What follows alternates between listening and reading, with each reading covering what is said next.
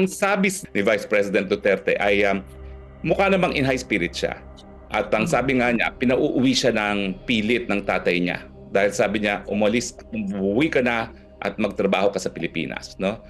So, tatay pa rin and very concerned about the Philippines pa rin. Pero Secretary, nakakakain ba siya? Nakakainom ba siya ng gamot? Wala ba siyang iniindang sakit?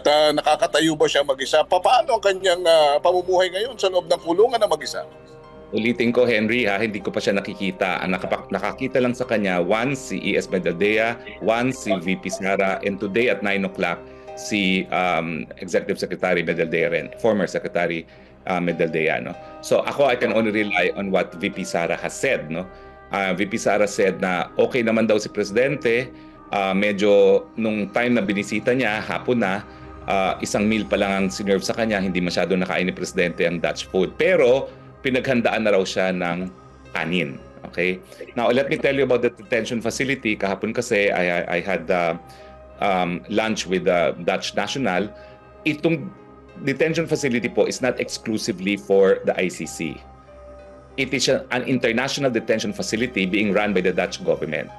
And in fairness, they refer to it as the Hilton Prison. Kasi wala siyang rehas. It's a compound.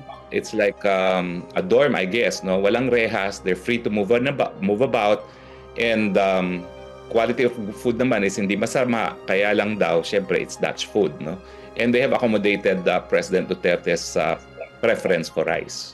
So, ang tawag po dito sa Europe ng detention facility being run by the Dutch government, but it's an international detention facility na merong particular wing reserved for the ICC is Hilton Prison. Pero I also need to underscore this, no? Siya po ngayon ay nandun sa, kumbaga, parang clinic ng facility na yon, no? Dahil he is still being monitored, no?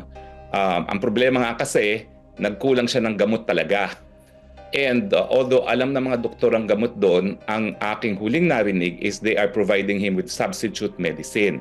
Kaya nga po kagabi, nag-deliver kami ng totoong medicine niya with letter and prescription para makita nila na hindi na dapat substitute medicine na ibigay kung hindi yung talagang mga gamot na ni Presidente.